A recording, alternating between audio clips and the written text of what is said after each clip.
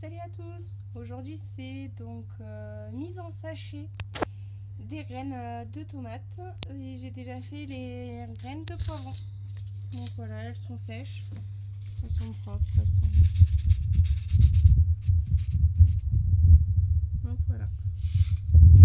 Et là après je ferai les petites étiquettes qui vont bien. Ce sera un autre atelier.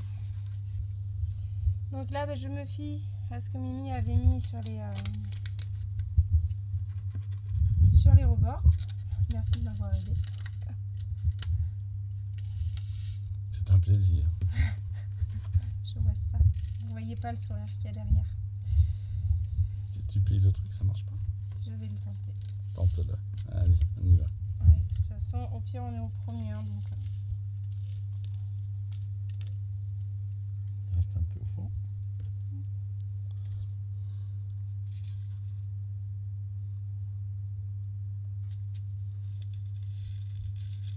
Voilà.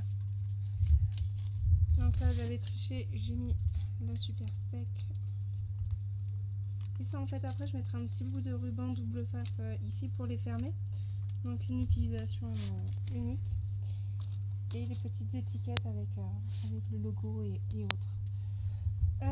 Du coup, ça, c'est pas pour aujourd'hui, ça. Tomate romaine.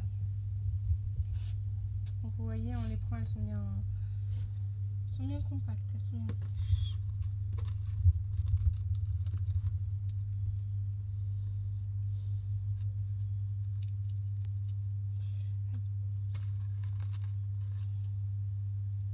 Donc pas que je casse la graine, mais comme on vous avait dit sur la vidéo précédente, ça fait comme un petit biscuit, ça s'est tout collé ensemble.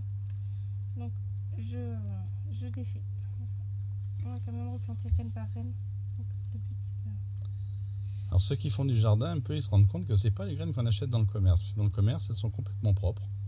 Elles ont été lavées et voilà. Et c'est pas bien. Et c'est pas bien parce que là, il reste un tout petit peu de la chair de tomate dessus. C'est un engrais naturel qui va les aider à pousser quand on les remettra en terre.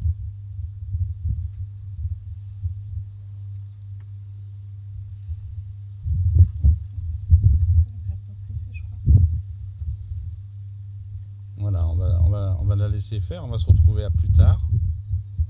On va avancer un petit peu. Allez, à tout à l'heure. À tout à l'heure.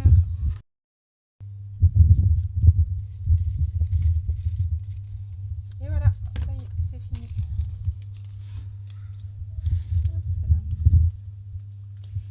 Ça c'est fait. Donc on a fait attention par rapport à ce qui était noté. On ne s'est pas mélangé les pinceaux. On va essayer de les enlever. Peut-être. Alors là du coup on passe sur des post-it hein, beaucoup plus simples. Et puis bon.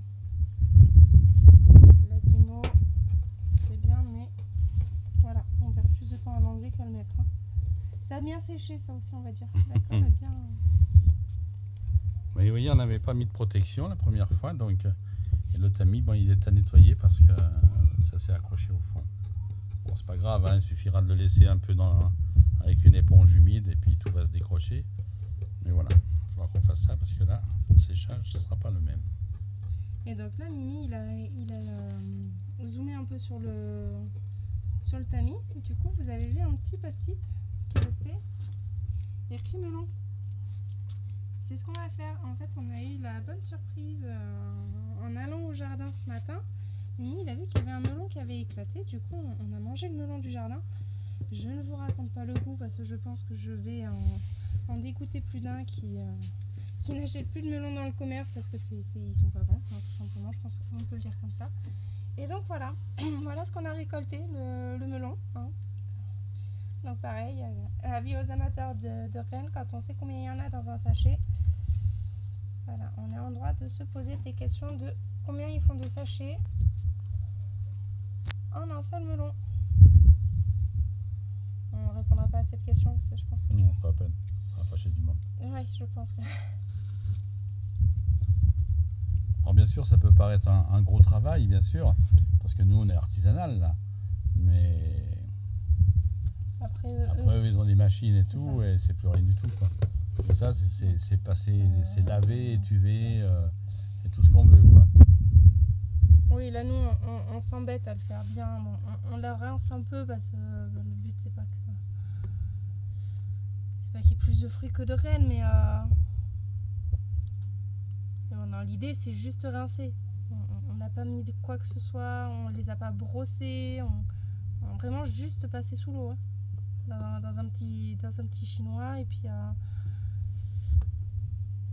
Il faut qu'il reste une petite pellicule du fruit dessus. Alors elle est infime, elle n'est pas visible, mais elle est elle infime, existe. c'est ce qui colle encore au doigt.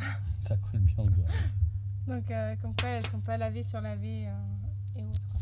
Voilà. Et là, en route pour nos melons, pour nos graines de melon. On va mettre ça dans le séchoir. Et voilà, et ben ça va être fini dans 2 jours, sec dans 2-3 jours. On va laisser 2-3 jours. Regardez, les cornichons qu'on a fait avant-hier sont presque prêts. Hein. On les laisse parce qu'au cœur, on a peur que la graine ne soit pas tout à fait sèche. Mieux vaut sécher un peu plus que pas assez. Mais après, c'est pas perdu, c'est pas perdu. Il faut surveiller un peu le sachet.